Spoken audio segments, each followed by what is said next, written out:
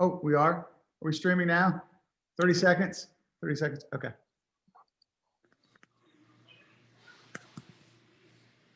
Vince just put in the group that he needs a pass. He's asking if there's a passcode to get in.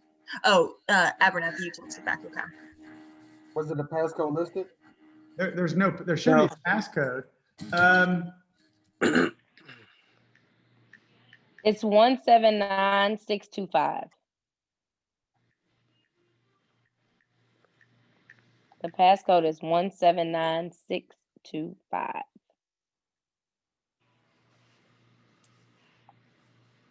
And Coach, do you have his email? If you had his email too, I can send it to him. I just don't have his email. I'll put it in the chat. Okay.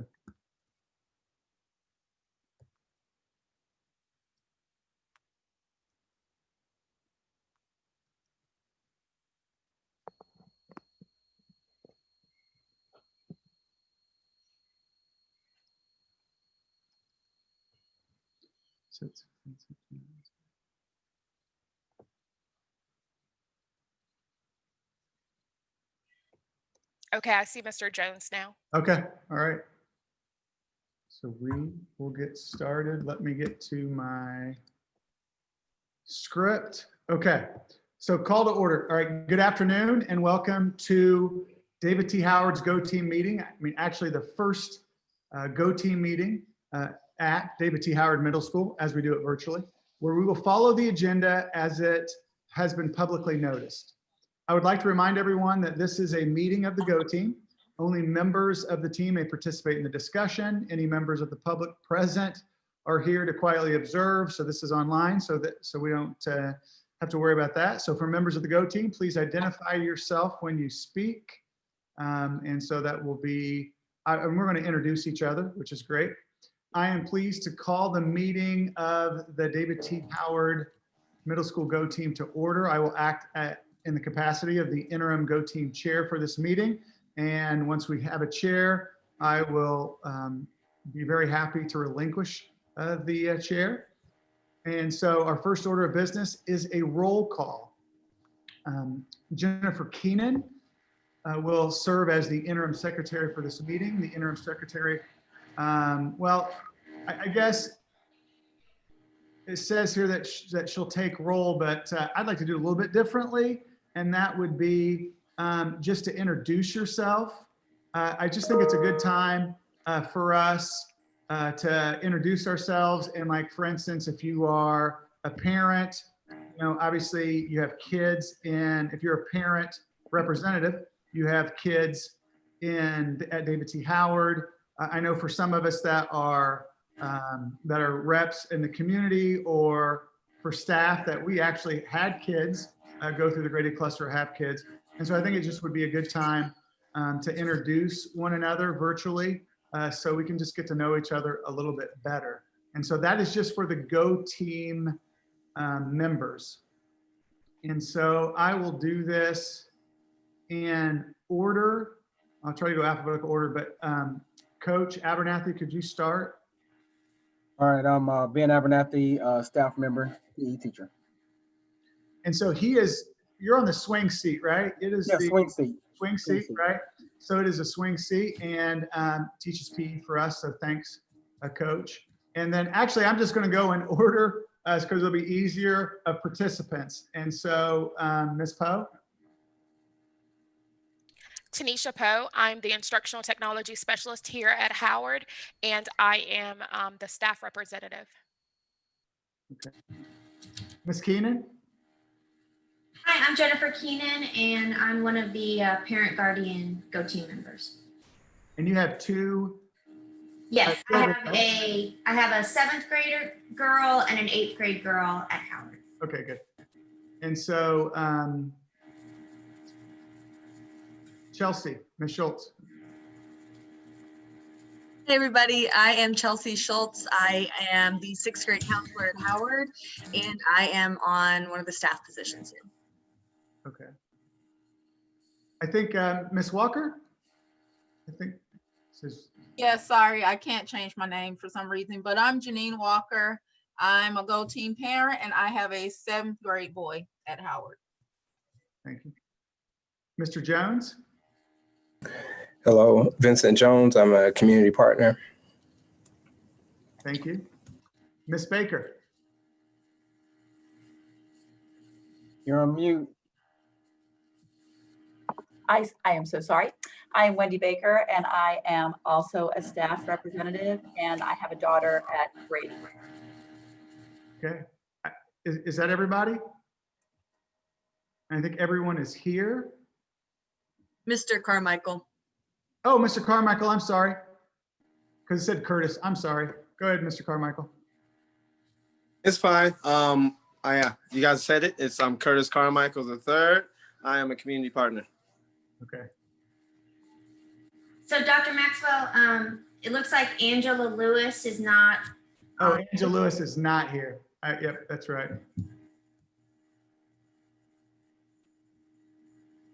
And I should probably text her if I get a chance or if somebody else can. And so, okay, so everybody's here except for Angela Lewis. And I'm Kevin Maxwell, the principal. I have a 7th grade son that is at David T. Howard also. And let me get back to the script. Okay, so roll call. Okay, this team will, I guess I have to ask you, so do we have a quorum, Ms. Keenan? Yes. Great, okay. So this team will be able to, let me read this. Yep, so our team will be able to go on to the different action items. And so the first action item is approval of the agenda. So that's our first order of business. And this is provided, and this is a good time to talk to you. I'm going to share my screen actually.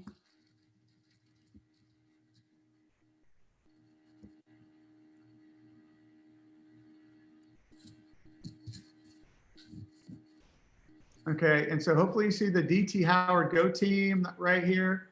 And I have invited all of you, there should be 15 people. All of you should have this information. And so if you go to 2021, you will see the first meeting template, but you'll see the meeting notice, the meeting agenda, and other information. And then eventually what we'll do is we'll put our agendas in there. We'll have a folder for agenda and folder for minutes. And the other thing I'm going to do, and I'm going to put this in the chat, actually. Let me click on chat. Just to make sure you have it, this is a link to last year's minutes. And so we actually have to vote on last year's minutes, which I know a lot of you weren't on there. And so I'm sending that to you because as I'm going through this, if you could kind of look over those to see if you have any questions, but I'll talk through them, but we will need to vote on approving those minutes. Angela said she can get on. Let me send her the link. Okay.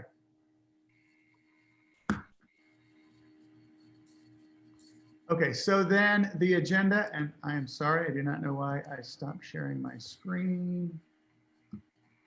Stop 2. Okay, so the meeting agenda is as follows. We're going to approve the agenda, approve the previous minutes. We're actually going to do the election of officers in 2021 calendar dates. I have these in red because actually I've added those after you probably have looked at the agenda. And so if you haven't, that's fine. But I just want to make sure that when we approve these, if we approve these minutes, I'm sorry, not these minutes, this agenda, that we're going to approve the updated agenda. Then we'll have a discussion item, David T. Howard Middle School. Just want to talk a little bit about the building. Information items, basically the part that we're going to try to get through. And again, I think we try to have these done within 90 minutes, but it's to talk about the return to learn plan. And so that's it. So let me see. So may I have a motion to approve the agenda as it looks now? Motion to approve. A second? Second, Or who was that? I didn't see. Chelsea Schultz. Thank you. And so all in favor, say aye or raise your hand. And so anybody, all opposed, please say nay. Okay. So the motion, so the agenda has been approved. And so filling vacant seats, we don't have to fill any vacant seats, but that we do need to fill the community member seat. And so that is, and I'm just making sure because Diane Jacoby is here from the Go team, because we had a discussion around that, but I believe the open seat is Vincent Jones, and I'm so glad that he is back and ready to help. But we do need to, I'm nominating him, and we have to approve him as being a community member. So again, let me just read this. I nominate Vincent Jones to fill the open community member seat. Does anyone have any comments or discussions about this nominee?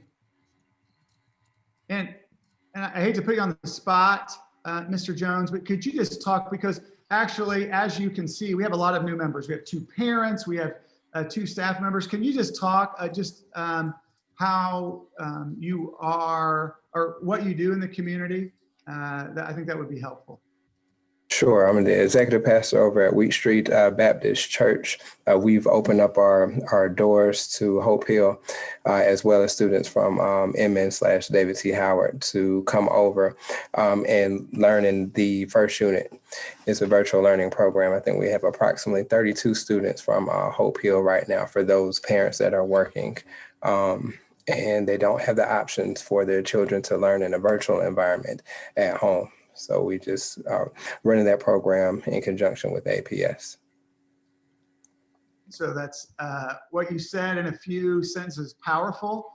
Basically, he's helped create a pod for those students that would otherwise have trouble virtually. So, and thank you for doing that for our students and for Hope Hill students.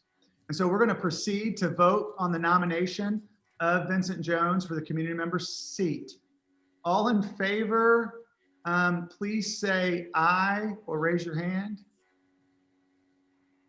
And I think you're going to know if it's unanimous, Ms. Keenan, if anybody says nay. So all opposed, please say nay. Okay, so congratulations. So I think that's another 2-year term. Am I right with that, Ms. Jacoby? 2 years? Okay, 2-year term. Thank you. Okay, approval of previous minutes. We will review and approve the meeting minutes from our last meeting. And so that was actually in February. The minutes have been provided for you. So I sent those and asking if there are any corrections. I am going to just,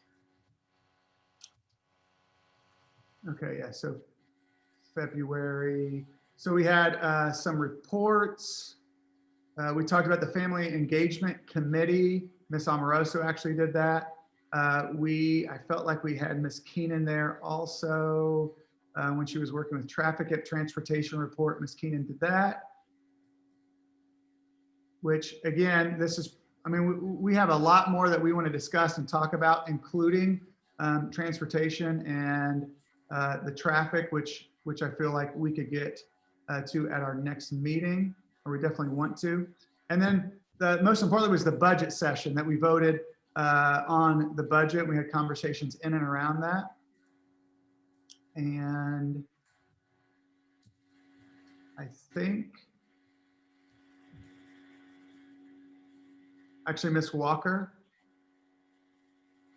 had some comments, as you can see. And I just want to really say right now is, it's so interesting. I feel like the 2 parents who were at the meetings, who are not on the board, was Miss Keenan and Miss Walker. And so I know they were definitely, they definitely were people that are parents who were advocates for Inman and the move to David T. Howard. And so I'm just so glad to see parents who are so involved anyway come in to the Go team, because, you know, we're going to continue. I know you'll continue with that involvement. All right, so is there, or are there any corrections? If there are not any corrections, if there are not any questions, I'll just ask, are there any questions or corrections? I know this is from last year. They may have a motion to approve the previous meeting's minutes. Motion. Mr. Abernathy. So Coach Abernathy, a second. Second. Mr. Carmichael is a second. All in favor, please raise your hand or say aye. And we're going to think it's unanimous, sorry, long day. All opposed, please say nay. So if we don't hear a nay, then that would be unanimous. Okay. Election of Go Team officers. So we will now elect Go Team. I know it's not in order. Diane told me it doesn't have to be in order. So we're going to hop around a little bit, but this is the next on the list and obviously important. So we're going to move to elect Go Team officers. Before we begin the nominations, I'd like to remind the Go Team of the following. Nominations do not have to be seconded. Members may nominate themselves. A member may nominate more than one person for any position. A member may decline a nomination during the nomination process. Members may not serve more than 2 consecutive terms. For example, 2 years in the same officer position at the same school. Nominees do not have to leave the room during the nomination period or when a vote is taken. And I'm glad, because we're all virtual. If there is more than one nominee per elected office, each nominee will be offered an opportunity to share why they should be elected to the seat. The newly elected officers will assume their position starting at the conclusion of this meeting and serve for 1 year or until a new officer is elected. All voting members have only 1 vote per seat. So first, we're going to elect the Go Team chair. As a reminder, the responsibilities of the chair include, but are not limited to: 1, leading Go Team meetings; 2, working with the principal and Go Team to develop meeting agendas; 3, ensuring every Go Team member has an opportunity to be heard.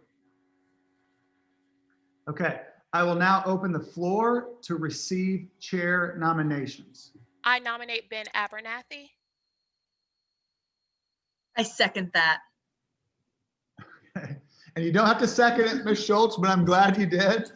I mean, that's I'm fine. on your team, Coach. That's fine. Okay. Are there any other nominations? And just so you know, we have a chair, a vice chair, a secretary, and a Grady cluster representative.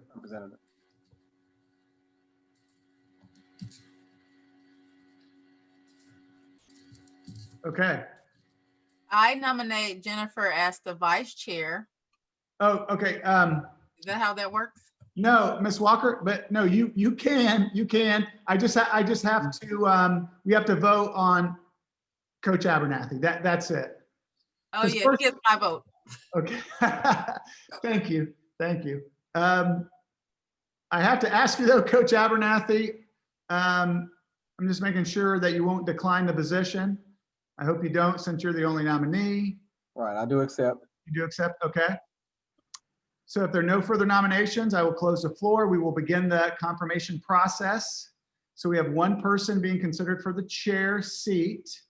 So he does not have to explain why he or she's the best candidate. So in that case, he's the best candidate. And so for nomination of Ben Abernathy to fill the position of chair, all in favor or raise your hand. All in favor say aye or raise your hand.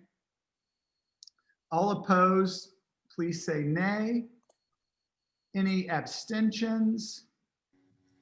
All right, I feel like that was unanimous. Dr. Maxwell, just one quick thing. I see that Angela Lewis has joined. Angela, I just need to record what things you voted on. I didn't see when you joined. Did you vote on the agenda? I came in right as you guys were voting for the agenda, so I missed that, but I raised my hand for Ben. Perfect. Thank you so much. Yeah, no problem.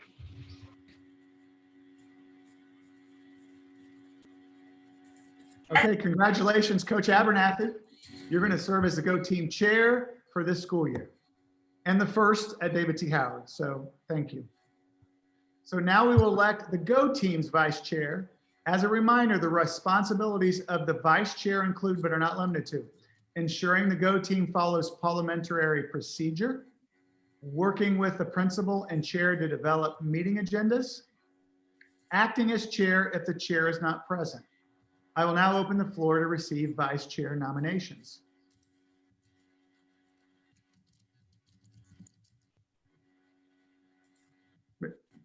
Ms. Walker? Ms. Walker, who did you nominate?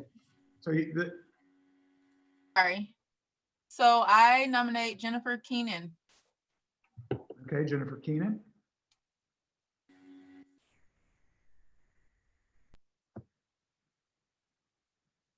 Any other nominations for vice chair?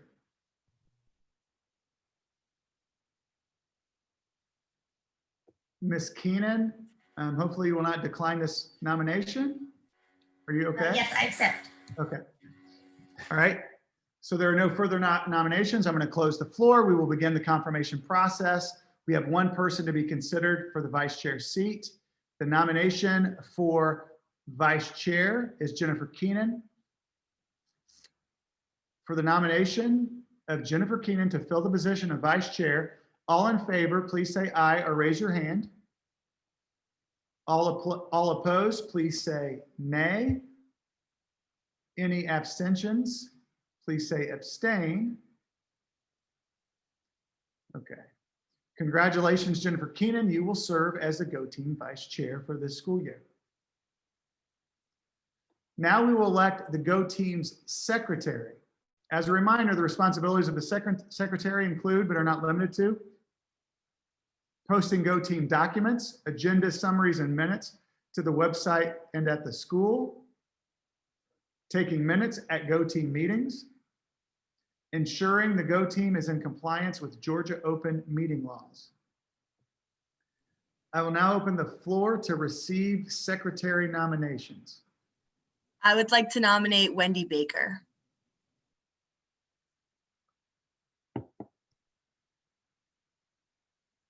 Great. Any other nominees?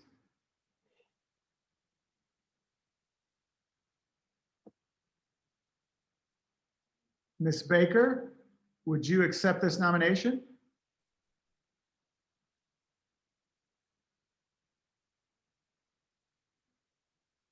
Ms. Baker? She nodded yes. Oh, she nodded yes. I'm sorry. I just have this line right here. So of just about 4 people because I'm sharing my screen. Okay, great. So there's no further nominations. We have one person to be considered for the secretary seat. This is becoming easy. The nomination for secretary is Wendy Baker. So for the nomination of Ms. Baker to fill the position of secretary, all in favor, please say aye or raise your hand. All opposed, please say nay. Any abstentions, please say abstain. Congratulations, Wendy Baker. You will serve as the Go Team Secretary for the school year. And so my only question is that Ms. Schultz was a Go Team cluster representative last year. So is this every year? Do we have to do this every year, or is this, I just want to make sure, or does this carry over? I didn't ask that. Yes, Mr. Kobe said yes. Nope. Every year. All officer terms end on September 30th. Okay. Just So making- it's every year. okay. And I can't do it again. Is that Yeah, correct? you can do it 2 years in a row. You can do it 2 years in a row, but you can't do it more than 2 years in a row. Okay. Because we want, we were trying to help develop leadership and make sure that different voices can be heard. Totally. So, all right, thank you. Okay. All right, so now we will elect the Go Teams cluster representative. Cluster representatives may also hold another office position as chair, vice chair, or secretary. As a reminder, the responsibilities of cluster representative include, but are not limited to, attending all cluster advisory team CAT meetings, approximately 3, reporting back to the Go team on the CAT meetings. So those are the 2 main functions or responsibilities. So I will now open the floor to receive cluster representative nominations. I nominate Ms. Schultz. Same. Okay. Great.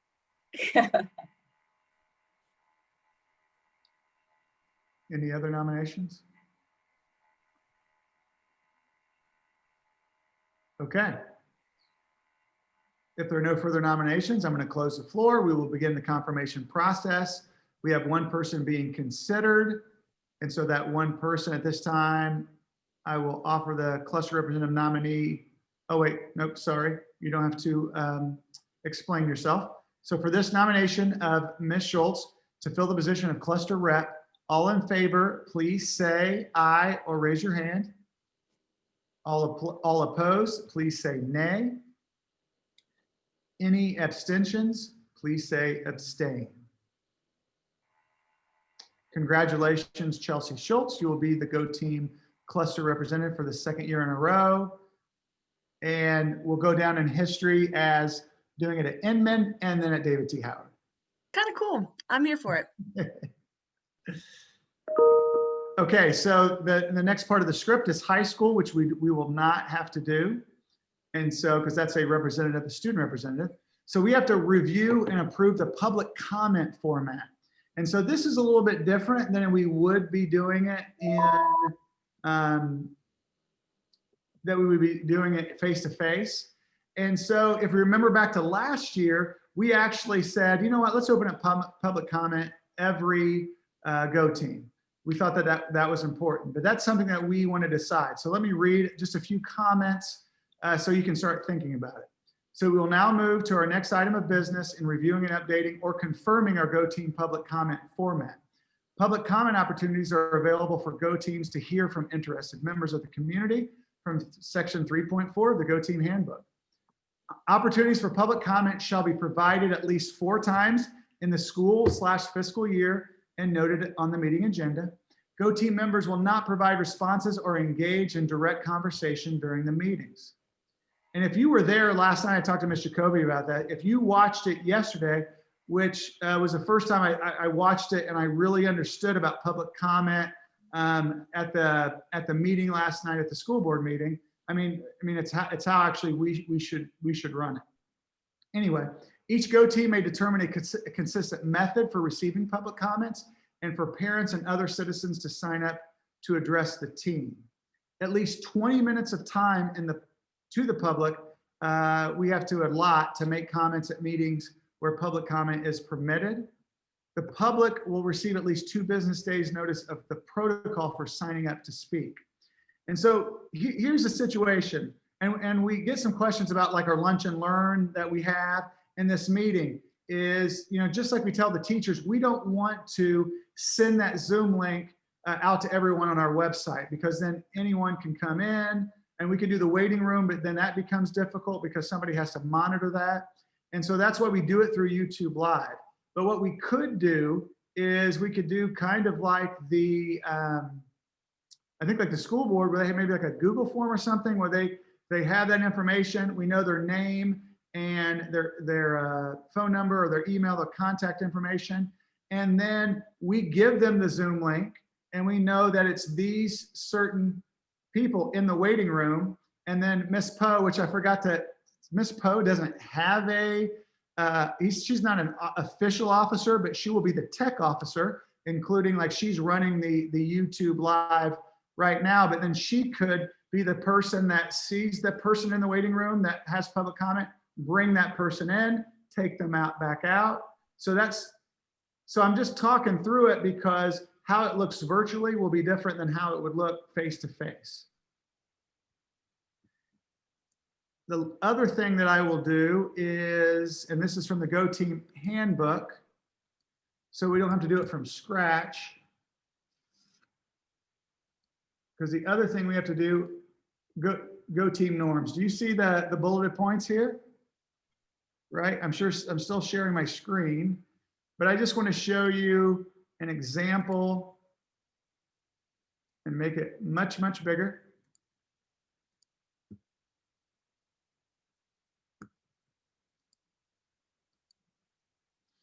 But here's an example of a public comment format.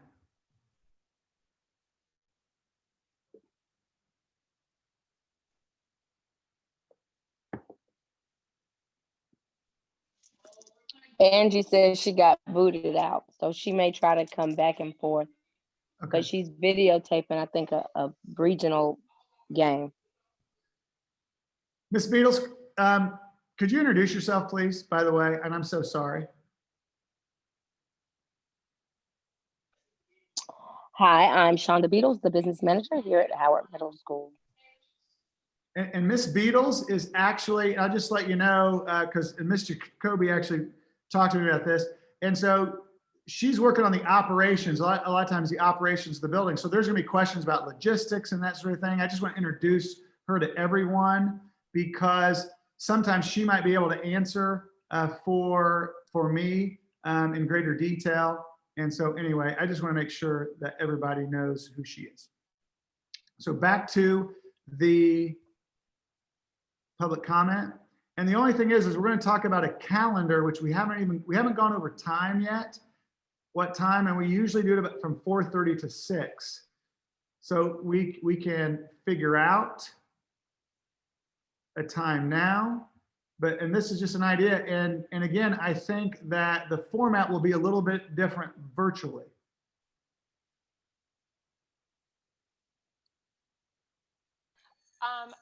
I would like to suggest that if we do it virtually, to do it very similar to the way the board did it last night, where they have to complete the form.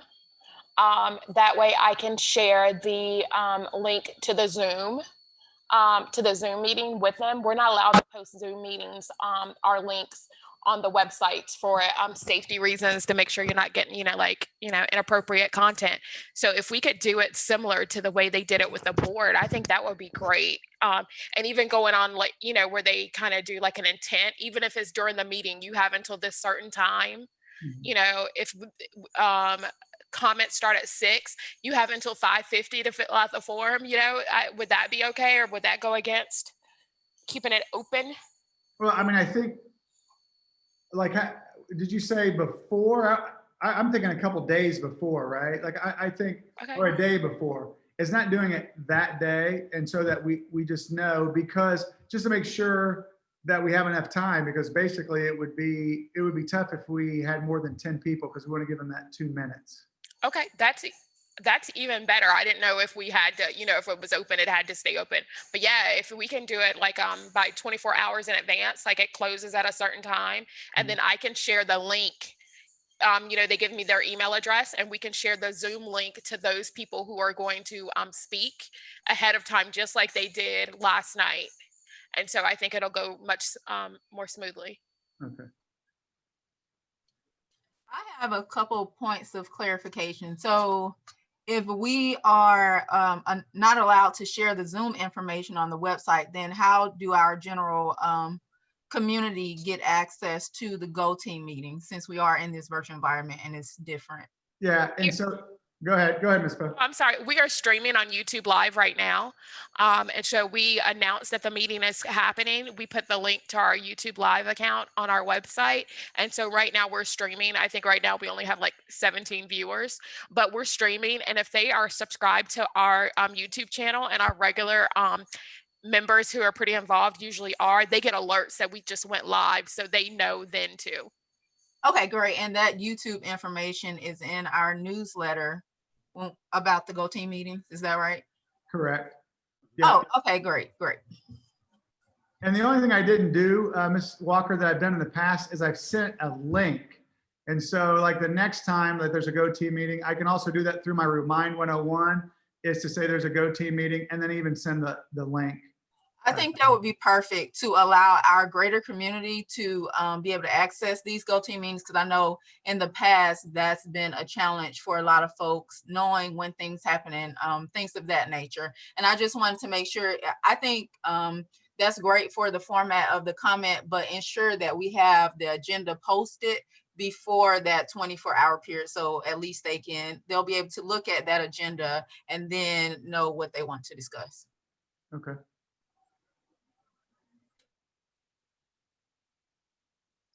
Do we feel okay to allow public comment at every one of our meetings like we did last year? Or did you want to, limit to 4? I just don't know if anybody has, like I said, I thought last year it was a good idea that we allowed that public comment, but does anybody have any thoughts about that? I think it's a great and useful tool for us so that we can get like instant feedback from our community. And then having that window in which it closes 24 hours ahead of the meeting will allow us to prepare for that section of the meeting. Okay.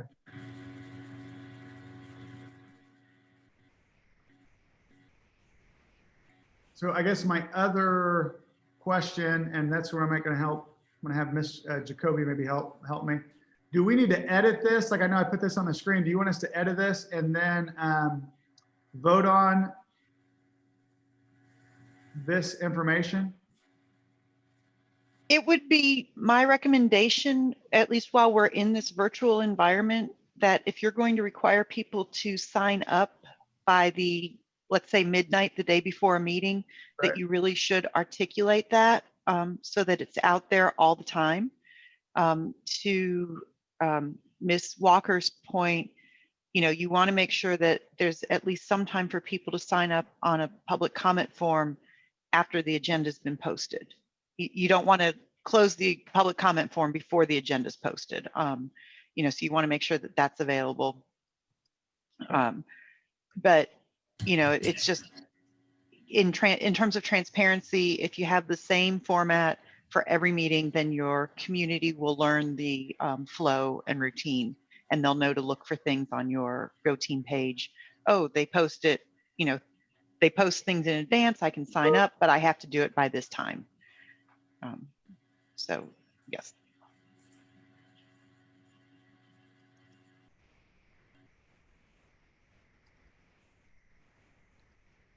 So a Google form, Ms. Poe, is that how they did it? Yeah, and then, Yes, Google form.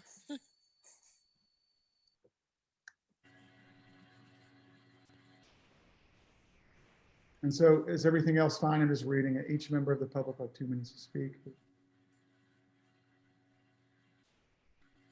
Okay.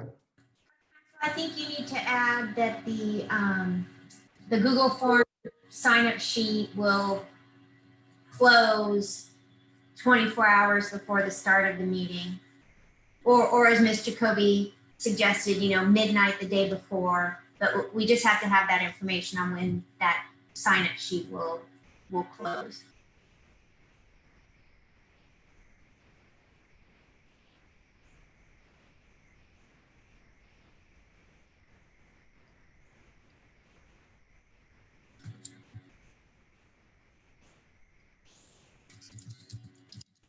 Do we want to say where that Google form will be located? Will we post it on the website? Sign up will be via a Google form posted on the website. And what we can do is we can post it right under our meeting announcement. Or do we want to add it as part of the meeting announcement? I think we could, I think both. So post on website and on meeting announcement. Okay.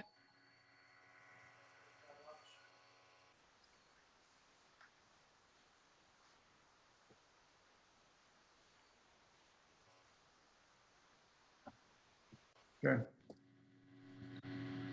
Any other suggestions?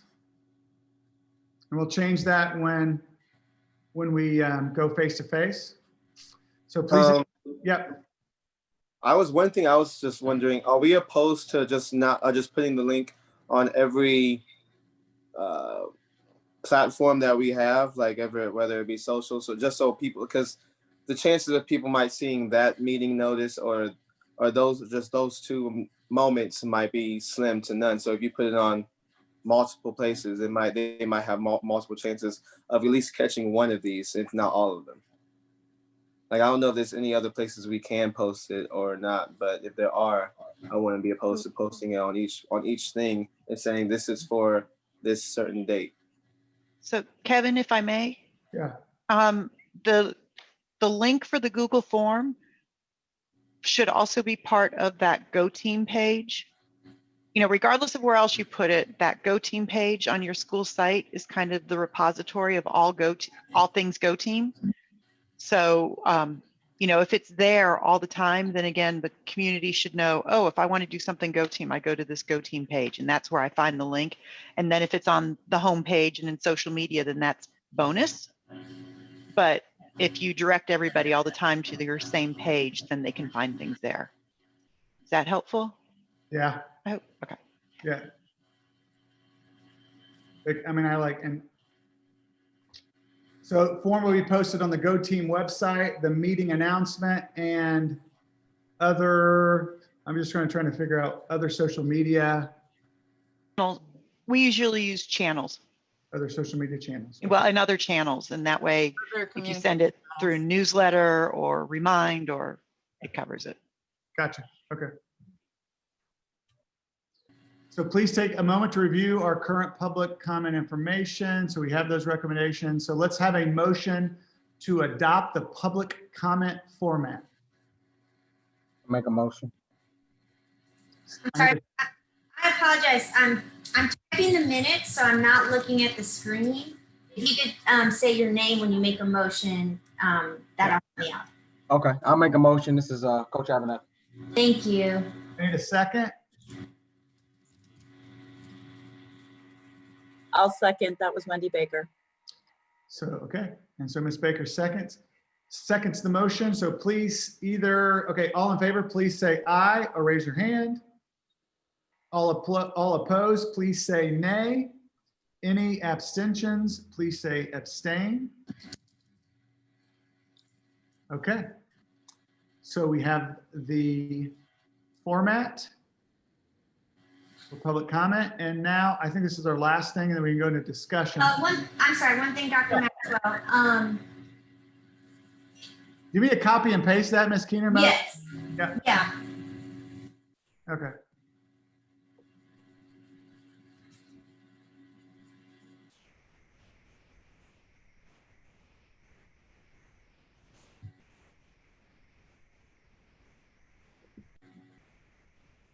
Okay, so Go Team meeting calendar. Let me talk about this, and then I will cut and paste that for Ms. Keenan. Adhering to the agenda, we will now discuss our meeting calendar for the school year. As a reminder, our Go Team is required to have at least 6 meetings for the school year. 4 of the meetings must permit time for public comment. We've done that. Meeting cannot be held during the instructional school day. And meeting location must be in places where we can accommodate the public, which is easier, I guess, virtually. And we won't use a conference room, but we use the library and the cafeteria. We'll have some beautiful places at David T. Howard. So any suggestions about the meeting dates? We've been doing this on Mondays. The only thing I would suggest is to not do them the Monday of the start of the month, because that's when the school board meeting occurs. And I feel like, obviously, especially now, we want to hear from them and then have our meeting afterwards. I would also add that I believe, I don't know if it's going to stay the same or change, but as part of the budget meetings on the district level, those are usually on Thursdays, and sometimes important information come out of those. So if we can refrain from that day at all, that'll be helpful. So how often is that on Thursday? It's monthly, but it's been in flux since the whole virtual thing is happening. Could we still do Mondays, but just maybe the second Monday of the month. I'm fine with that. Sounds good to me. Ms. Keenan, I put it in the chat. Can you get it from the chat, you think, and cut and paste? I put it to you privately in the chat because I didn't know exactly where to put it.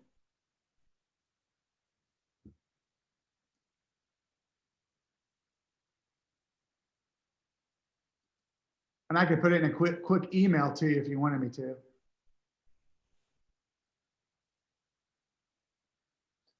Ms. Keenan, you were on mute if you were saying, I'm sorry. Sorry, no, I didn't see it in the chat, but yes, if you could email it, that'd be great. Thank you. Yep. So Coach Abernathy, could you kind of give us the dates? Because I think that's what Ms. Keenan needs. Like, do you have your phone where you can kind of just give us like the second Mondays? And I think that's what she needs. I've got mine pulled up. So November, you got it, Schultz? I do, but if you have it, go for it. Okay. So for November, that would be November the 9th.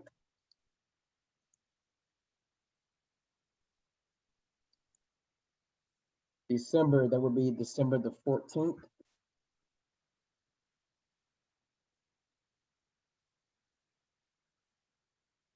January, that would be January the 11th.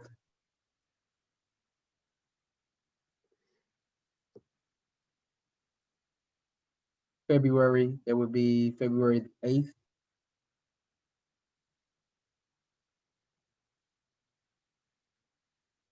March, that would be March the 8th.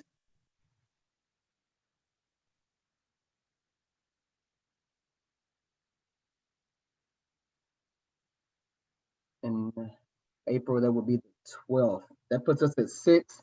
We need to spread that to where we go on our last meeting in May. I'm not sure about that.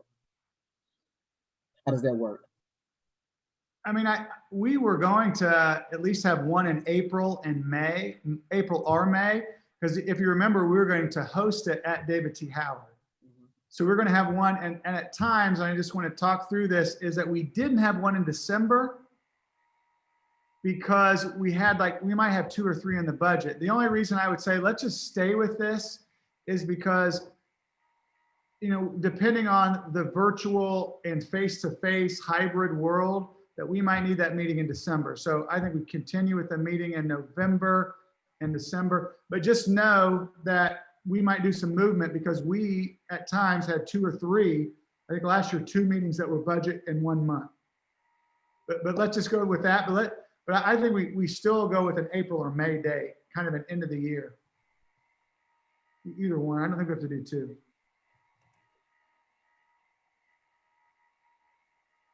Well, if we do April, then the terms are 2 years. So will we have we could potentially have any new members rolling on? You know, because I think that's kind of the challenge we ran into.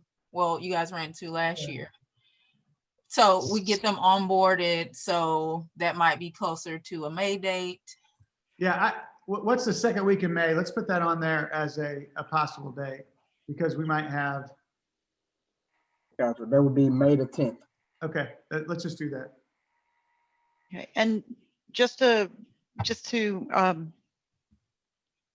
clarify, well, not to provide information to Ms. Walker's question, elections will be held in the spring. So there are 2 elected positions that will come up in the spring. But as a reminder, Go Team terms, all Go Team terms are 2 years and they go from July 1st to June 30th, 2 years from them. So your Go Team members right now, everybody on this team is either on until June 30th of 2021 or June 30th of 2022. So while new members will be elected and announced, they won't officially start in their positions until July 1st. Okay. So next, actually we have one more thing, sorry, and that is to review, confirm, update review, confirm, update, and adopt Go Team norms. So now you're going to determine the norms. We haven't changed these much, and this is why I put these in here. You should see some bulleted points. That's what I had at the beginning. And so this is a meeting of the Go team. Only members of the team may participate in the discussion. Any members of the public present are here to quietly observe. We will be fully present. We will follow the agenda as noticed to the public and stay on task. We will be respectful of each other at all times. We will be open-minded. We invite and welcome contributions from every member and listen to each other. We will respect all ideas and assume good intentions. We will approach differences of opinion with curiosity.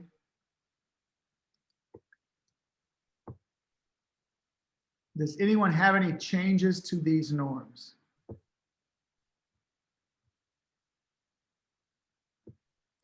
May I have a motion to adopt these norms for our Go team? This is Vincent. I so move to adopt these norms as written. Okay, Vincent Jones, This is Chelsea Schultz seconding that motion. Chelsea Schultz seconds the motion. All in favor, please say aye or raise your hand. All opposed, please say nay. Any abstentions, please say abstain. Okay, these are our norms. So now we have discussion items, and I just want to go back to the meeting agenda. Okay, and so just David T. Howard Middle School. I definitely want to get to the return to learn plan because I think those are, and that's information that might turn into a little bit of discussion in a way that, I mean, obviously you might have some questions with it. And so, but I do want to talk about David T. Howard Middle School. It has been as well, most of you know, if not all of you, it's just been a great thing to just be able to go from Inman Middle School to David T. Howard Middle School, and for all of us, eventually when we are face to face, to be under one roof. As you know, Inman, we were in portables, the 8th grade, including Miss Baker, for many years. And so now she's on the top floor along with the other 8th grade teachers. And so, and just the history of the building. You know, David T. Howard was a former slave who was an undertaker, a banker, a philanthropist, and just the many people from Martin Luther King Jr. to Maynard Jackson. I always say that even the names like Walt Frazier, but there are 1,200 alumni who still are alive and strong and have so many great stories to tell that are so accomplished, professors and presidents of colleges that won't be in a history book. But walk these halls, and I've got to walk them around in small groups, and they've just wept at times to see this building, to see the terrazzo floor that, you know, was the original floor, and it was renovated and in many ways renovated, but we had a lot of new areas, including the cafeteria and the auditorium. But just to give you an idea, the building before the renovation was 100,000 square feet, and now it's 210,000 square feet. It's double. Like even some of the alumni, like I don't even like recognize some of this building because a lot of it is new. And so we have 4 floors.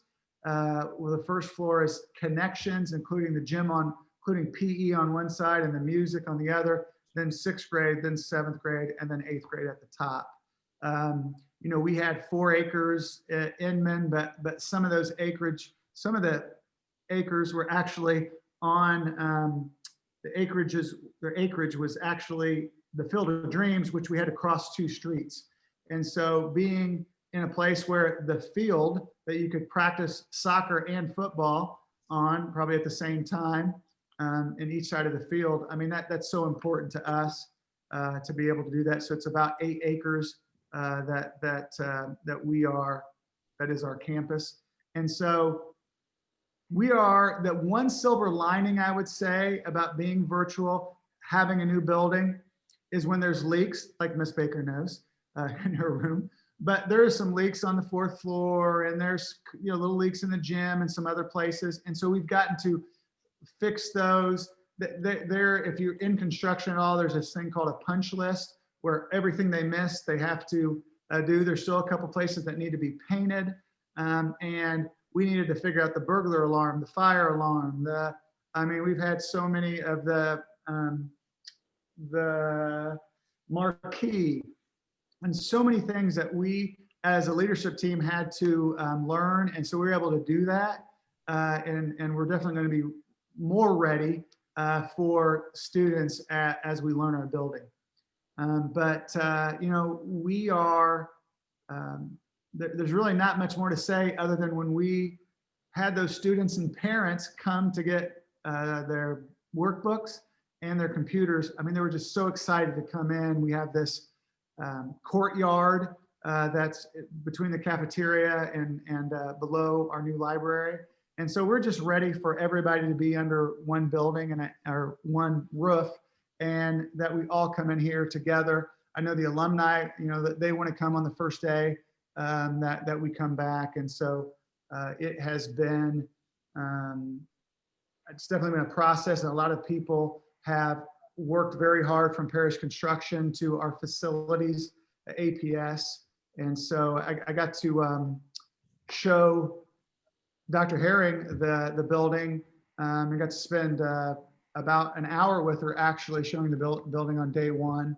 And she was very impressed, and got to meet a couple of the alumni. So anybody have any questions about David T. Howard and the building? Or, I mean, I know we're going to go into the return to learn, which is something obviously different about when we're coming face to face, but any questions about the middle school at all? Dr. Maxwell, will the Go Team members have an opportunity to get a tour of the building? Yes, I definitely want to, because we're a small enough group that we could do that. And so let me just make sure, I always like to ask my direct supervisor, Yolanda Brown, that if I can do that. And so yeah, I would definitely like to do that before November 16th or before our next meeting. Thanks. Yeah, thanks, Ms. Walker. Great question. Also, Dr. Maxwell, was there any updates about the track? So no updates about the track, but I'm glad you are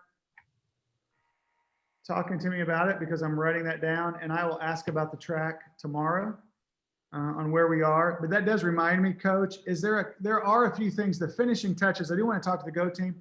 You know, when you have a new building, like, you got to have artwork. You have to have weights in your weight room.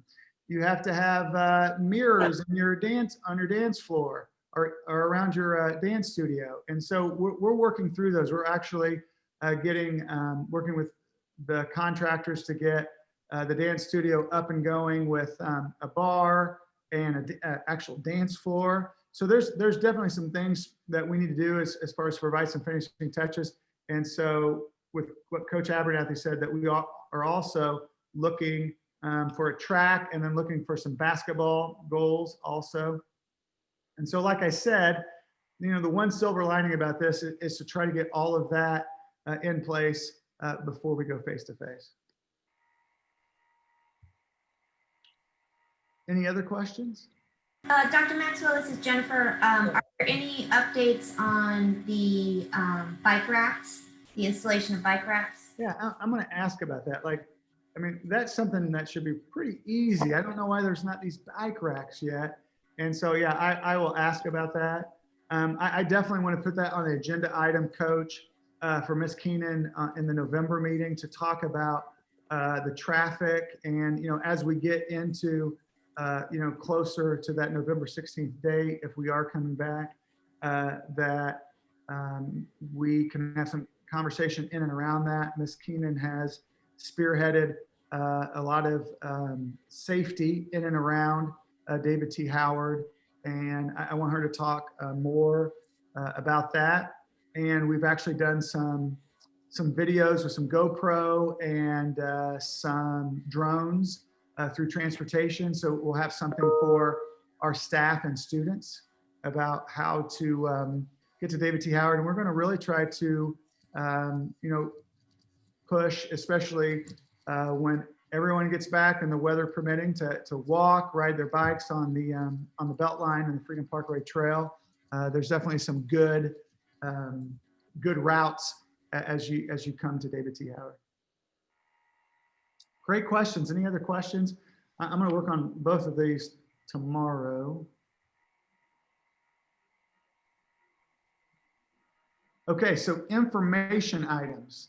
So we're at 5:33, and we're going to talk about the return to learn plan. So I thought about, am I going to talk about October 26th? Because we have a few students who may be coming on October 26th. And so I think the best thing to do, I just want to make sure that you see this, is so you should be seeing a slide deck that says 2021 revised and updated plan. We seeing that? Yes. Okay. Yes. All right. And this is what was shared last night. And obviously, I'm not going to go through all of this, but I just want to highlight some things and to talk through them a little bit. And just, I want to pause and just remind everyone with some of these questions I might not be able to answer. And just kind of an overview is that, we learned about this before last night. Definitely had some more conversations as a principal meeting on Friday before. But, it's been tweaked a few times, and it's one of the reasons I didn't talk to the full faculty until this morning. So I actually spoke to the full faculty this morning, and, they definitely had some questions. They had some hesitation, and I was able to, and we have 4 staff members here, but able to answer some of the questions, but not, and again, some of the questions I was not able to answer, but save the chat because we had a lot of good discussion in and around the presentation last night at the school board. And so anyway, we're working through some of those answers is what I'm saying. And I love the questions. Hopefully I can answer. I'm going to love all these questions or comments that you may have, but I might not be able to answer everything. And so as we go through this, and I went through it once. So we have the health update, which again, Dr. Lovett, there's 2 Dr. Lovetts, but it's a Dr. Katika Lovett who used to be in special ed. We also have Dr. Andrew Lovett, that's a principal, but she went through the health data and she spoke about what a substantial spread, minimal, moderate spread, and low spread. Had conversations in and around that. The magic number as far as going back to school or not going back to school is 100 cases per 100,000. And there were some questions, there were some comments, there were some issues in and around that. I mean, I know, again, I'm reading, if you were on there, I'm reading some of the comments, and there was conversation on, for instance, there's a difference of opinion on what minimal and moderate spread as opposed to substantial spread. And I'm not going to get into that, and I'm going to let the experts have conversations in and around that. The other part to that I wanted to discuss is it's not just those 100 cases, but it's also, it says the level of community spread is a measure of the COVID-19 over a 14-day period. So this is their slide having a conversation, and Dr. Lovett had a conversation about that. But they also look at other factors. I think at the time of the meeting that it was at 105 actually. And so it's been consistently over 100, but she's talked about other factors and disease spread indicators that have trended down that they look at. They also have some conversation in and around looking at pediatric cases, right? And so this is a slide deck that I will share. It's on board docs, but that I can definitely share in the chat. And actually, I'll just share that now. If you want to go along, probably a good idea. So privately, note everyone.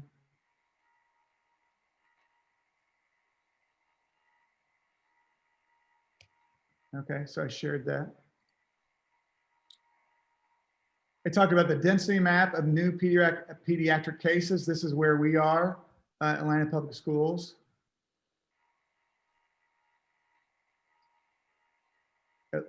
They talked about age distribution.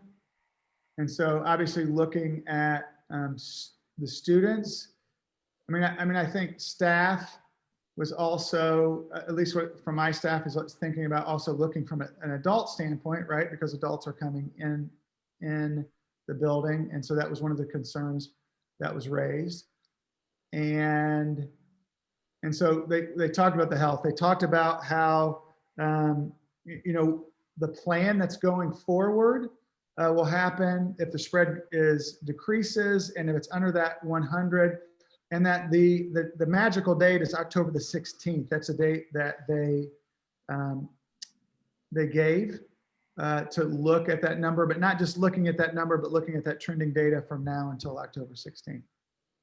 And so I'm going to the next one, but I feel like this, like there are definitely sections in this. So maybe it's like a good time to pause and to see if there are any questions about that I can answer, or I might not be able to answer.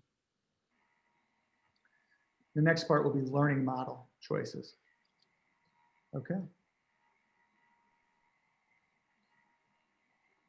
Okay, so they discuss why offer the in-person learning. Again, with the trending data, looking at a feasibility study, but I'm going to show you the return to learn plan. Okay, so this is the updated plan. So on October 26th, students in pre-K through 5th grade, special education low incidence, which includes students attending regional self-contained classes, virtual learning options will remain available for students PK through 12. And so for us, just to let you know, that would be, we have classes, we have an autism class and we have an MOID class. Our autism class is taught by Ms. Littman. Ms. Usher teaches our MOID class.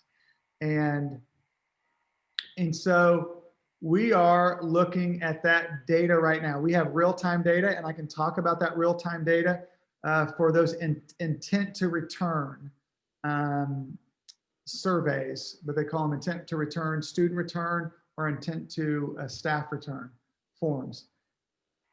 And so right now, I believe we don't have any students who are in the low incidence classes who are choosing to come to school. So choosing face-to-face, I guess. And we'll talk about that later.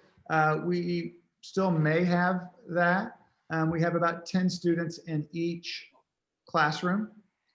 And so that's number one. We can have some conversation in and around that in those special education classes.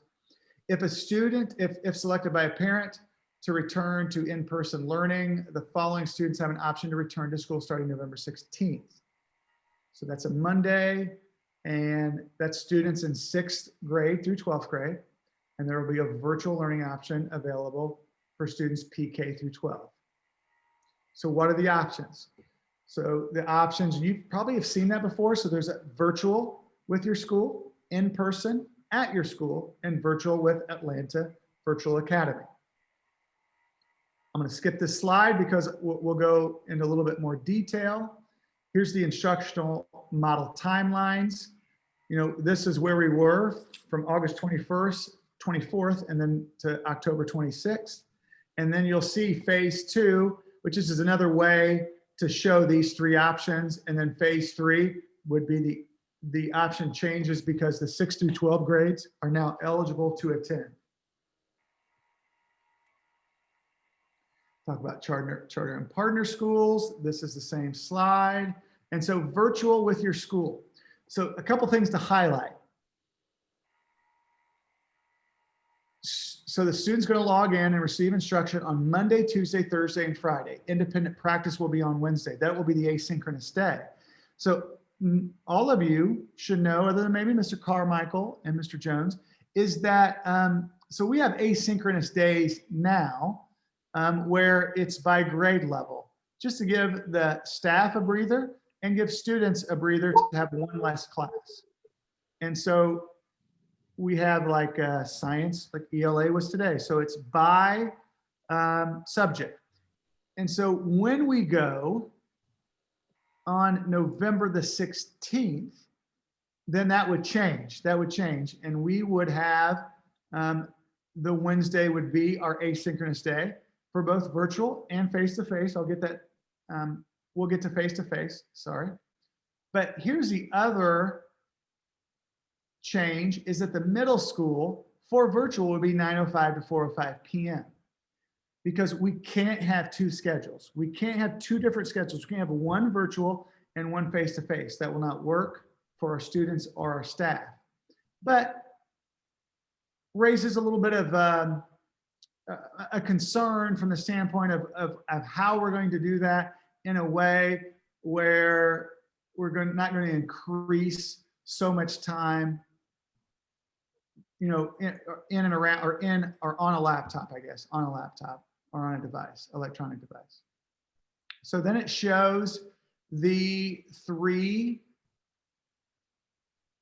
like what's going to happen a day in the life, which is pretty simple. The student's going to log in. There's your independent learning on Wednesday, access to teachers during established office hours. So then it talks about what Wednesday is going to look like. And then instruction on Wednesday, how many hours that would be. So 6 to 8 would be 4 hours of independent practice. And then instruction on Wednesdays, let me get to, okay, so that's virtual. So then we'll go to in-person at your school. So that was a lot of information. And so any questions thus far about the virtual option? Yeah, this is Janine. So are students expected on the asynchronous day to be on there from 9:05 to 4:05? Like, is that going to be monitored, or what's It won't be monitored. It will be 4 hours of independent practice approximately that they could do sometime during the day. Okay. But there won't be like a set time. There's not gonna be like, oh, from 9:05 to 1:05 p.m. It's not. It will be flexible. Okay. Okay. I think a lot of teachers have some questions around, this is Wendy Baker again, sorry, around, if we are teaching in school and let's say some of our students are there and a whole lot of them are still at home, are we still teaching via Zoom? You know, like, are we doing virtual teaching, but with like 5 to 10 kids in a classroom? Like, or what is happening there? Right. That is one of the top questions that we have to answer. That I can't answer now because what I want feedback from the teachers. I'm not going to tell, or as a leadership team, we're not going to say, oh, we're going to do this because you're the one in the classroom. And so we have to hear from the teachers, and that starts with our expanded leadership team on Thursday morning about conversations, but then also conversations with all the teachers in different platforms or different ways that we can do that, because we have seen, we know, we have watched other or read articles about other districts who try to do the model where the teachers are doing both. They're doing both the virtual and the face-to-face, and that sometimes that hasn't worked out so well. The other part to this, which we'll get to the face-to-face because I have another slide, but that's a great question, Ms. Baker, and one that we need to answer not only for the staff but for the parents too, because the parents have to see. And I heard it today at the SENS meeting. There was a meeting with the school board. I heard it last night. Anita Williams said that, but it's not going to, whatever it is, it's not going to look like the pre-pandemic face-to-face learning. It's just not going to look like that. And so we have to try to describe that to them, to all stakeholders. In person. So in person will be, again, middle school, 9:05 to 4:05 p.m. It will not look like I just said, the pre-pandemic face-to-face learning. There's going to be screening measures in place. PPE will be required. It talks about the transportation, which we'll get into in the later slides. We'll have some conversations in and around this bottom half of the slide. Okay, so a day in a life of a student learning at school. So I kind of want to go over this a little bit in more detail. So one, students complete screening protocol at home. So that's one thing, is that I feel like, and correct me if I'm wrong, because sometimes I think we're all getting some of this information out of the fire hose a little bit, right? Because and it's just the name of the game. But So students that complete that screening protocol, the staff will be, the temperature will be taken for the staff. The staff will get their temperatures taken, but not the students. The students, it will happen at home. It will not happen at school. Is that right, Ms. Beatles? I know she's doing that. Or is that? That's correct. Right, okay. And so 2, on the bus, and it's, okay, students wear masks, and so that they're gonna try to social distance, but it, it might not happen where, we have that 6 foot of social distancing. And so, that's definitely a concern that's been raised on the bus. So students enter the assigned doors and go straight to the class. So again, we know that's going to be different. We'll have some conversations around that. But, before at Inman, you went to the auditorium, you went to the cafeteria, you went to the gym. That obviously cannot happen. And so they will be going right into different classes. And some of them may need breakfast, and breakfast will be in the class. Now, we might spread them out. Like, we could use the cafeteria or the auditorium or the gym if we spread certain kids out. So not they're going to congregate all of the 6th grade, but we might use those spaces, or like the library, to spread kids out throughout the day, including the morning. And again, it's going to depend also on how many students we have who will be in person and how many teachers who will be in person. I have a quick question. Yeah. So if we're not taking the temperatures at the school, and then kids, maybe some may feel ill or whatever the case is, what is the procedure for that? I'm gonna bring that out. Okay. So number 4, students and teachers will wear a mask at all times, and student and teacher contact will be limited, right? It's not gonna be the teacher walking in and around the rows. It might be the teacher that's just in the front or back end of the class, wherever that smart board is, staying in a social distance, maybe even having plexiglass. I know we're having some conversations around that. So the hurdles for us, the barriers, what we have to talk about, and again, we have to flush it out with, like my supervisor, Yolanda Brown, because I know they're kind of doing a K-12 model, but 5 and 7 are the ones that are a little, I think, harder for us. It says 5 students set in assigned spaces. That's fine. Eat in rooms. We understand we're going to have to eat in and spread out in rooms. We will probably have some type of recess to split them up and spread them out so they can get outside. But they're going to stay with their class. Well, they can stay with their class if they're at lunch, but 5, and if you look at 7, students move through hallways with their class, that we do not have cohorts. And so we will not have that model where you're going to take a set of 25 kids in ELA, and those 25 kids are going to go to math, and then the other 25 kids, like, they're going to go to different teachers. And Ms. Baker knows that really well, because Ms. Baker's thinking we don't have teams in 8th grade, right? We don't have teams because, we talked about creating more of a high school. And so definitely in 8th grade, you might have, and the teachers are now in clusters of ELA, math, social studies, and then always as science is going to be in one area. And so they could be going in different areas, definitely different parts of the hallway.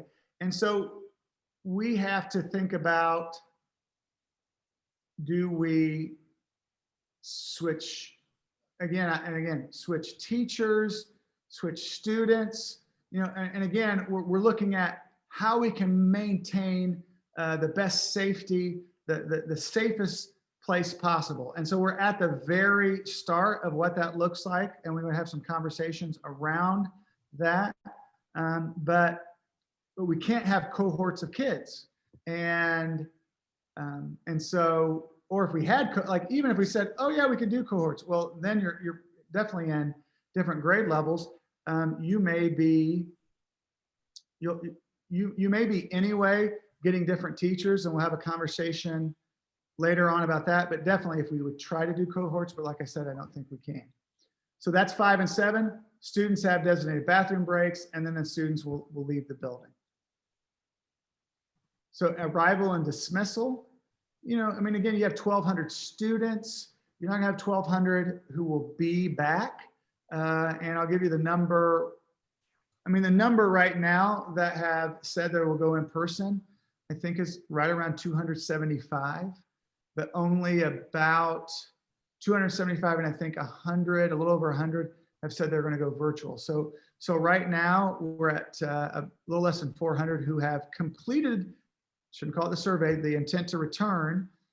And remember that if you don't complete the intent to return, then it will default to virtual. And I know why some parents have not done that yet, because they want to have some conversation. And I'm getting emails about, some questions like, is my teacher going to change? How are you going to be able to social distance? And so they're asking obviously some very good questions.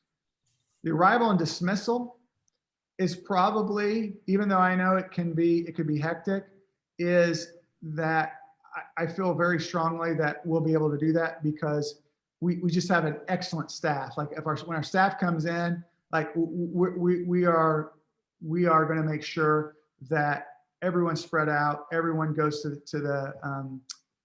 their designated areas. But that's going to look obviously a lot differently than we would in pre-pandemic learning. I have a couple questions, Go ahead. Yeah.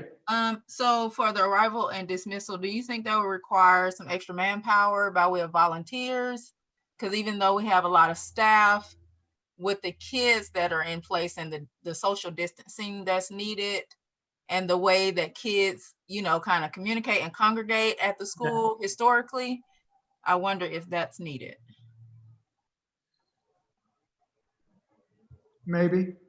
And then maybe Ms. Walker, I guess that to answer that a little bit is, we're going to obviously look at the staff who will be in the building on November the 16th. And so, and as of right now, and that could change. I mean, I think it will be at least anywhere from 25 to 33% will probably not be in the building.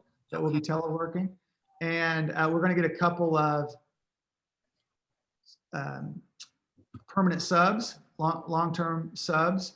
So that will help. And so, but I mean, I think that's something, great question. And we may need volunteers. But the issue is, Ms. Walker, too, is it would need to be the same. It would definitely need to be like the same people each day, right? Like the one thing that we're trying to do is not bring in any extra adults if we don't need it. So like parents will, like if we have a 504 IEP meeting, we're going to still do it virtually. Our teachers, even if they're in the building, they'll still be in class doing that, right? And so we're not going to have, we have like some teachers are getting their transition to teaching certificate. And so we're telling their supervisor at Georgia TAP program that they have to do it virtually. They're not going to come in. So any adult, we're going to try to make sure that only the adults that need to be in the building will be coming into the building. Okay. Okay. And then as far as the decision for the temperature checks, was that at the district level or is that a school decision? No, it's a district. I'll show you where what slide that's in. Okay, yeah, because it was a little confusing. I've been looking at all. I mean, that's what. Yeah, I definitely want some clarification on it. And so I don't know if I'll get to you tonight, but it'll be probably an email if I can't get clarification. Okay, and the last thing is it's just a consideration about, I know a lot of kids need movement breaks. That is going to be really critical. So I would like for us to think through maybe, what we can do about that, how that would kind of work. Because I know that's going to be an area of difficulty with the social distancing in the class and them having to stay in that one spot for a majority of the day. Thanks, Ms. Walker. I think they'll be changing classes still. So the school's huge. And in 8th grade, every content is really spread out. So it's a walk to get anywhere in the building because it's so big. Yeah. I count my steps and every day I get 20,000 steps because walking in the building. It is big. Officer Littles She is our school resource officer. She keeps asking me that she wants a Segway because the building is so big. So anyway, that's how big it is. Yeah. Should we be moving furniture in our classrooms to allow kids to spread out? Because the pictures that are in there, I think, are crazy, because you would not put kids in a group together. Like, that's not socially distancing at all. Yeah, you know what I think I'll probably do, Ms. Baker, I know you're here a lot, is I think we want to have some teachers and go to like get an example classroom. Is to kind of measure it off and kind of see how many kids could we get into a classroom and still social distance? Because I agree, we need to spread them out, not put them together. Discuss common areas, which that will be, you know, obviously restrooms and elevators. Restrooms, I mean, will be used all day. Again, recess, we don't have recess equipment, but you know that we've had recess in the past, and I think it's going to be a great time to get them outside. Obviously, we have to monitor that and make sure, you know, it's nothing where they're going to be playing games where they're going to get by each other, but they can't social distance. Even if we could get that track, you know, we're supposed to, like, you know, Coach Abernathy, I was just thinking that the track was supposed to be over fall break, but if we get something like that where they could even just walk and be outside, we will talk to parents about bringing coats, bringing hats, because if it's warm enough, if it's not raining, it's above, you know, freezing, that, you know, that they will go outside. Another factor too, or another question that I've been getting is that great HVAC system, right? No better HVAC system, but our windows do not open. I mean, and there's no way, obviously it's a brand new building, to create ways to open windows. We have to think about emergency drills, obviously. AVA, that's, some of our students have already chosen AVA, but AVA would be an option, and teacher would not be teaching, but it would be all web-based. And okay, so health, safety, and procedure guidelines. So screening measures. So there's where I need a little clarification, because it says student, staff, contractors, and volunteers will be screened upon entry at all buildings by trained staff to include temperature assessment. So I think it's the assessment, because APS will strictly adhere to these guidelines. PPE that we know about, but they had other conversations about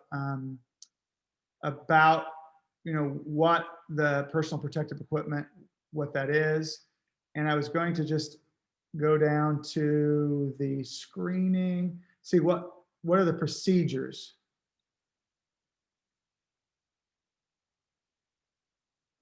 So the screening, but I felt like there was a part, oh yeah, so it's, but then it says what are health screening procedures for parents, COVID-19 screening for parents. Every morning before you send your child to school, please check for signs of illness. But one of the first one is taking the temperature. But I'll get clarification for that. Well, again, I mean, Ms. Beatles and I heard the same thing, and we had a conversation. Ms. Beatles and I had a conversation about that. And then I know there's some questions. So Coach Abernathy, you talked about this, about the process of tracking and tracing, and about, you know, the procedures for a positive case. And so that's what we're getting trained on too. Like we're having meetings about that in the upcoming weeks about what that happens. But the nurse is going to be the person that will be the vital staff member to work through if there's a positive case. Also, your other question was about the care rooms. And so if there's somebody that's ill, they're working on, we have 3 care rooms. We have them as quiet rooms.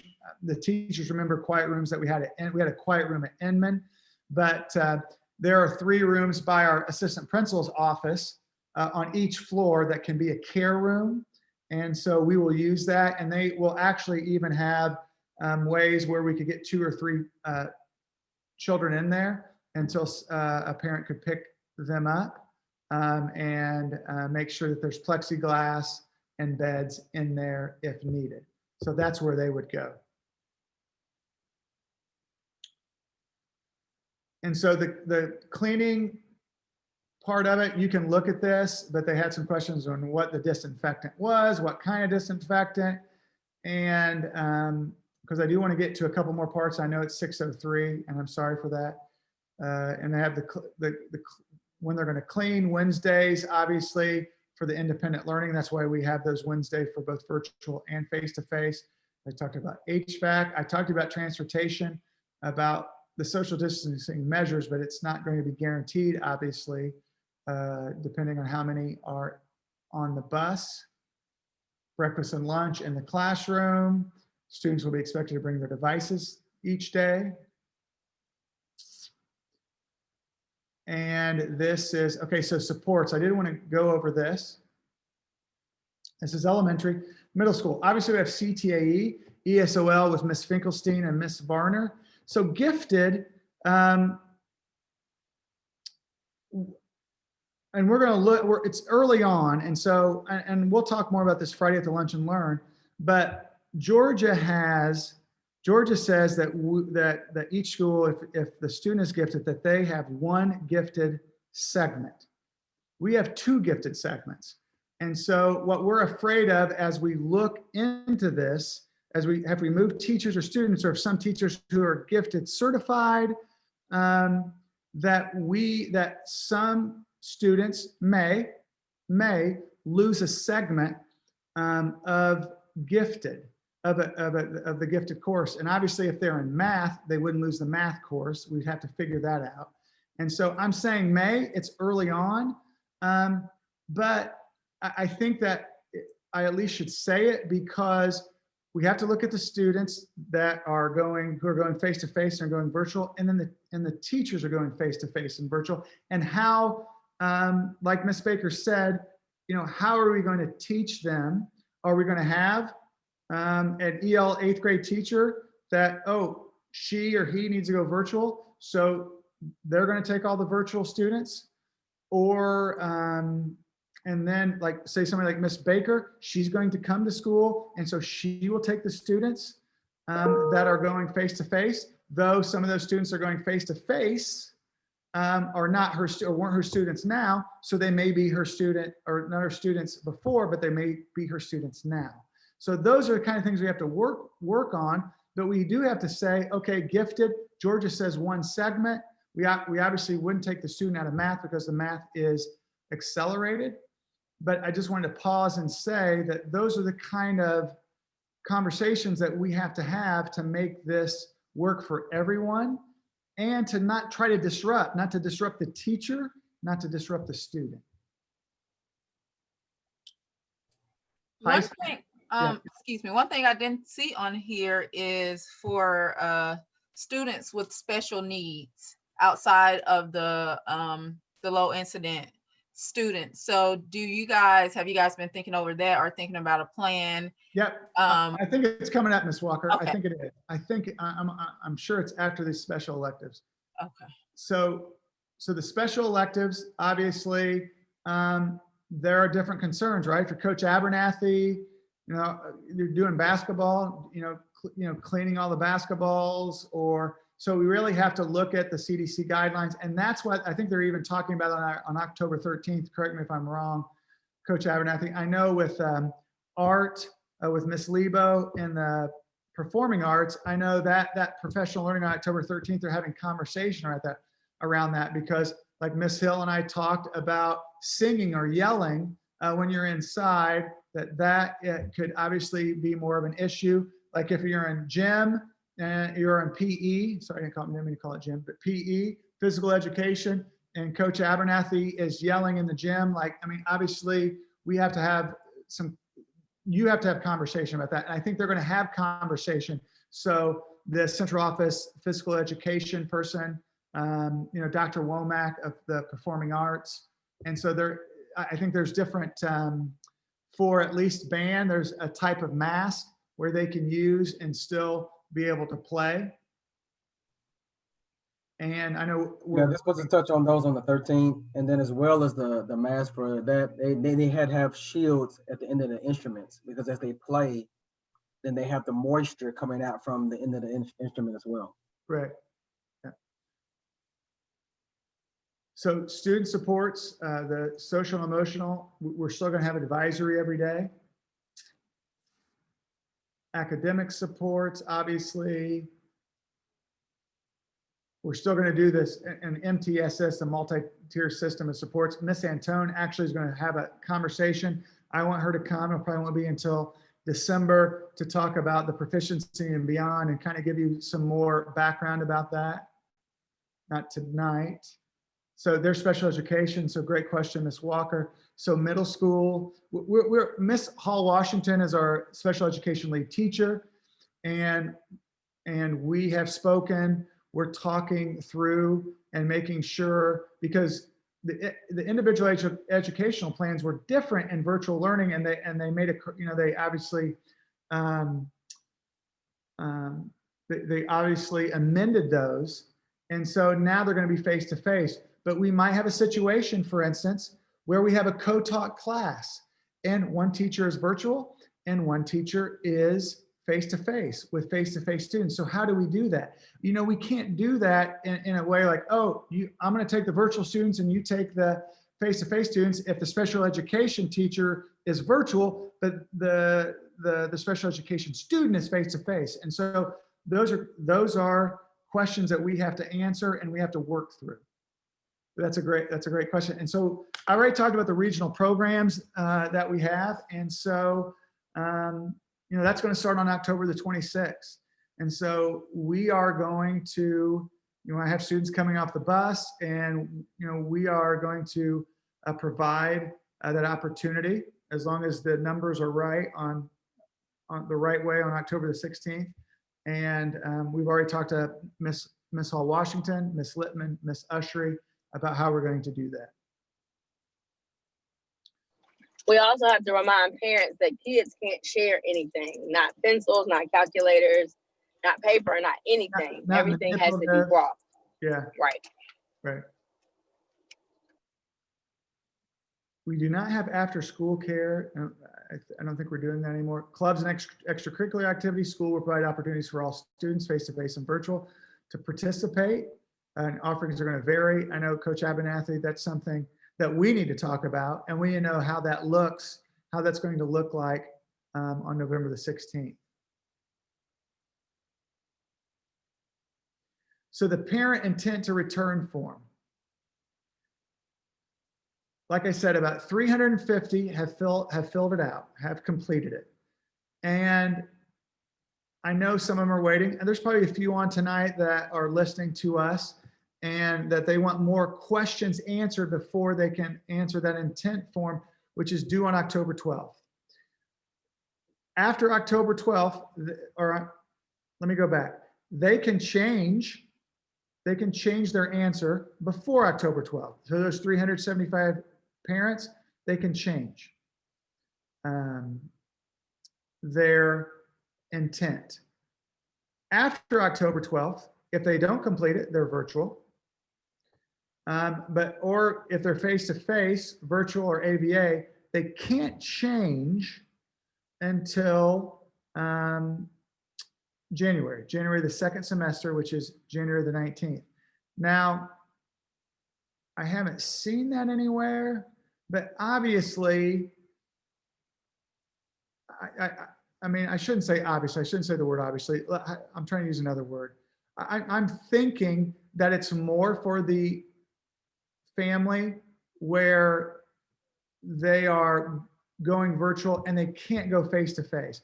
But obviously, if it's face-to-face and it's not working out, or maybe there's a sickness in the family, then that they'll be able to go virtual, but the intent is they can't go back and forth, right? And so I need to get clarification on that, but I feel like that's been talked about or that's been said.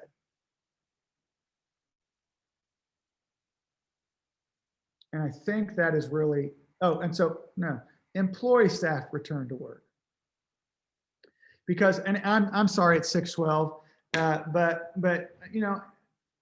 and I'm not going to put the staff on the spot, but if you want to talk about your views or your thoughts, you definitely can about this. But from the principal standpoint, the staff was given a an intent to return. And like I said, it's anywhere from 75%, or let's go the other way, from 25 to 33% who are considering teleworking. And so there's a staff questionnaire. I want to get to the part, like this is response for yes, I'll be able to return 72%. This is in the district, not David T. Howard. And the reasons why, excuse me, I want to give the, because this is elementary, a lot of it, staff return to work. Yeah. And so I believe, you know, there was in the intent to return, the reason the employment must demonstrate legitimate need for a telework arrangement such as, and it says for any other similar need. And so there will be like and Ms. Beatles, you can probably explain this better than I on the teleworking form. So there's a telework form that will be sent out to all staff members either today or later on this week, where they can say that they are applying for telework. And it may be more than that 25 to 33%, or it could be less. But if they're approved, then that still changes our whole dynamic of how we do face-to-face as well as virtual learning. And there are certain reasons like your child has pre-existing conditions, or you have them, or you take care of someone in your family who has pre-existing conditions, or your children are at home because their schools are not opening or their daycares are not opening. And there are several other reasons, and teachers can apply to telework the entire time. Yeah. And it's going to be hard for us to, I guess the hurdle would be to create a schedule, because obviously, and I know HR is going to get done as quickly as possible. They have to okay that telework, so then that we know if they would be denied, if that teacher would be denied, or not. Either way, then that's going to be our schedule, or how we look at this November 16th. It will look definitely different with depending on the staff who are there. I think the other concern was, I've heard that from a couple of teachers, and then maybe the teachers can have a conversation, is that the need to do this intent again, because I think some staff felt like it wasn't going to be in January. And so, like, I had one teacher that said, you know, I'm caring for my parent. And so I thought, hey, you know, yeah, I could come back to work in January. I didn't really have a date, but actually, you know, I can't do that till January. And so anyway, there's little scenarios like that I've already spoken to staff about. And so, I mean, you know, Ms. Baker, Coach Abernathy, Ms. Schultz, Ms. Poe, I mean, I don't know if you want to have, I mean, this is the time to have, you know, your thoughts about, you know, this part, or if you have any other questions or. Well, Dr. Maxwell, let me say first that a lot of teachers are apprehensive about coming into the building with a large number of students for obvious health reasons. And it's, you know, there are a lot of children that could possibly be asymptomatic. And so we put our teachers at risk when they come into the building with an asymptomatic student. Right. We also know that the students are required to wear masks, and sometimes our kids like to play and take the mask on and off, and that also puts our teachers at risk. So I just know that that's been one of the things that our teachers are feeling. Okay. Ms. Baker? You know, and when we filled out, I thought it was a survey, and I thought it was just kind of a dabbling your toe into what is the climate with teachers, you know, health-wise, could they come back? I didn't take that as a declaration or an intent, but I will tell you that in my mind, I always thought if we were phasing back in, there was some number, like 50% of the kids would be there. So like in my mind, I'm thinking, okay, I'd have like 10 kids in a classroom. So I think it's a little unnerving that as a teacher, we were told at the board meeting last night, there's really no cap. So if all 1,000 kids wanted to come back, technically we would have to do that. And I think that's what's got teachers very nervous, like Ms. Beatles just mentioned. Like for me, if I had 5, 8 kids in a classroom, I don't think I would be very nervous. But I think having 25, that does make me nervous. Just because it's a confined space, we can't open windows, and it's a very high ceiling, but we all know how this thing works. And in an enclosed space, even with a mask on, little COVID vapor can leak out. And so that part does make me nervous, because I would be in that room all day long with 4 different sets of kids. Thank you, Ms. Baker. This is Mrs. Poe, and I just want to reiterate what Ms. Baker said. I think it's the same thing when, you know, they first said it. It was like, oh yeah, I can return on the 19th if I have to, but you know, all of the kids aren't going to be here. It's going to be a small group. You know, I thought at first it was going to be the MOID kids first, and then yeah, the other kids would come, but it would be phased. It would be hybrid. You know, small groups. Oh yeah, we could totally handle this. But 1,200 kids is very scary. Thanks, Ms. Poe. Well, and I will say that last night they did a great job at the meeting talking about need versus want. I mean, I'm a parent. I want my kid back at Grady. I know that she would enjoy that so much more, but she does not need to be there. So I, for instance, changed my survey. So I just feel like, and I think you mentioned this morning at the faculty meeting that you're seeing numbers change as parents are starting to talk and say, wait a minute, maybe my kid isn't the right fit for returning right now face to face. Maybe we can wait a little while longer until things shake out. Right. So, anyway. No, I'm sorry, Ms. Baker. I didn't mean to interrupt. I was just gonna echo exactly what you just said. There's really been a change in messaging in the last 24 hours. You know, initially as a parent, the slide says something like, do you feel like your child can go back to school? And in my mind, you know, I thought, well, sure, my kids are responsible. They've been wearing masks. They're going to do a good job listening to the rules. They're going to do a good job wearing masks. Yes, I believe my children can go back to school. Now it's very different. You know, parents are being told, no, really the question is want versus need. Don't think about, do your kids want to go back to school? Because of course, every child wants to go back to school, or well, virtually every child wants to go back to school. They really said, you know, you as a family, you as a parent need to think about, do your children need to go back to school? And I really wish that APS were more consistent on that messaging, because there are children who are failing in this virtual environment, whether it's technology issues, whether they just are not able to do virtual learning. Those children need to go back to school. And what Ms. Baker just said, if she has a classroom of 4 kids who were, you know, really falling out of the system through virtual learning, those kids need to be back in school. And it sounds like teachers are willing to go back to in-person school in that situation so they can really help those kids that are failing. So I just wish the messaging were more consistent, because when you phrase it that way, my children will stay virtual. And like I said, 3 days ago, when the question was, do you think your kids can go back? I said, absolutely. They'll do a great job. They'll be good leaders.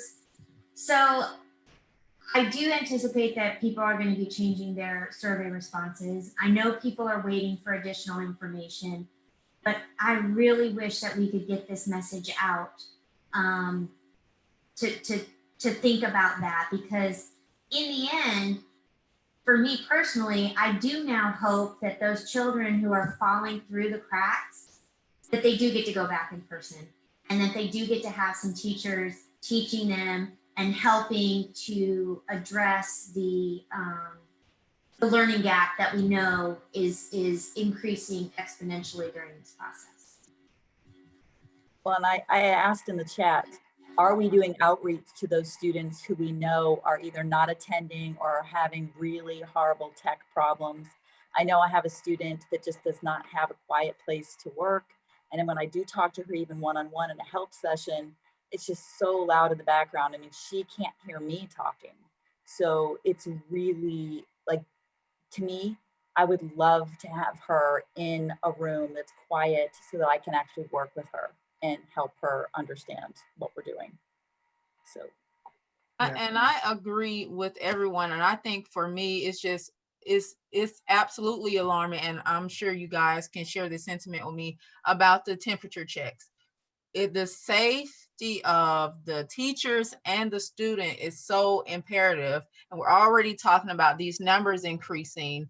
Hopefully, if we have these kids, you know, back in class, it won't be as many, but we have to have temperature checks at school. It's no other way that I can see that we can even marginally guarantee safety for anyone if it's just left up to the parents, because we have all kind of different dynamics of parents. Some parents don't have access to those tools that they need. It's so many considerations that have to be made, and just to put the onus on the parents is too much, and we have to make sure those checks and balances are in place. So I'll personally be sending something to the school board and about the temperature checks.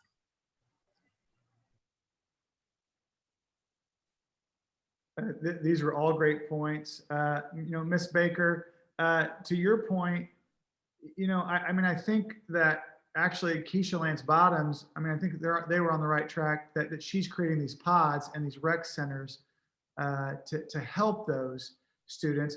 I feel like, you know, Vincent Jones at Wheat Street Baptist, right? I mean, like that's what we need to do. And, you know, and he has so much room, but we have other places, you know, where we could do that. And I'm torn. I was torn this morning in the full faculty meeting.